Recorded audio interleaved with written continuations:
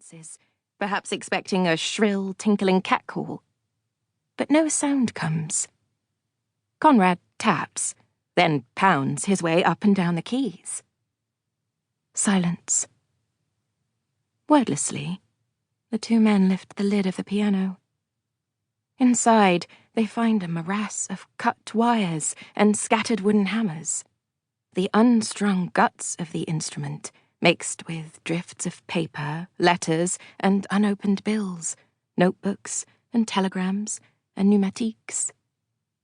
Conrad pulls the papers out by the handful, arranges them into piles on the piano bench, then gives up and allows them to scatter across the floor. Empty, doodled upon envelopes. Drawings of tiny, elaborate castles. Self-portraits of Erik wearing enormous spectacles.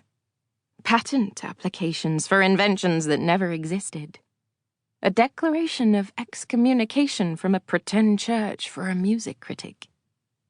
And hundreds of newspaper clippings, some so small they look like confetti. 2-line notices of group shows or prizes, only some of them about Erik. Most of the names are unfamiliar to Conrad. They aren't household names, although the men are all young enough to be aiming for it, and some of them may yet succeed. These are Roger's friends, and he handles the scraps like relics, as if he sees in them proof that Erik cared about his acolytes, that surely he didn't mean those things he'd said to them toward the end. He did, Conrad thinks. He meant every word. And he's almost cruel enough to say it, to claw his brother back for himself. Ever since he was picked up this morning by Erik's friends in Roger's ludicrously bright yellow car, Conrad has been plagued by what he is only slowly allowing himself to acknowledge is jealousy. Erik would have dropped you soon enough, he thinks of the friends. But how could he possibly wish his brother any more alone than Erik already was? He doesn't. He never did. Conrad has always wanted to believe that blood weighs more than music. But he knows that the metaphor, besides being off-kilter, is also probably untrue. Erik's music, while light as laughter, was heavy enough to break even him in the end. The piano keeps vomiting. Steady letters from their sister Louise. Earnest notes from Philippe. How are you, old friend? Tell me you're well. Nothing from Suzanne, though why would there be? Even Erik didn't expect to hear from her after she married someone else. And expectation was Erik's constant state. No one could measure up, not Suzanne, nor Philippe, nor Conrad, although he tried hardest and longest. The apartment is an accusation, but what more, really, could he have done? Roger marvels over an exercise book that appears to contain some manuscript long since thought lost.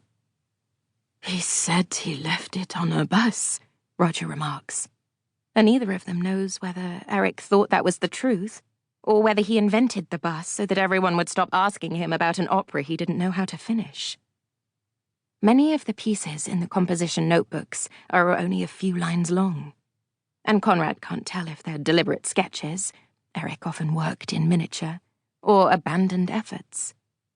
One loose-leaf page contains 2 lines of music and a note about how to prepare oneself to play the piece 840 times in succession, as if Erik would ever in 1,000 years have had the patience to do such a thing.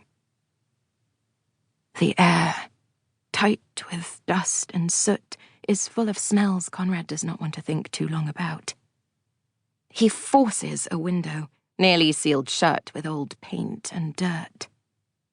On hot days in Arcueil-Cachon, this industrial suburb south of Paris, the smog is so thick that sunlight tumbles down through it like a bird with its wings wrenched back. A fly careers in as soon as the window squeaks open, as if it has been waiting politely for an invitation. Conrad sneezes and searches his pockets for a handkerchief, then reluctantly takes one from what he hopes is a freshly laundered pile on the gymnastic.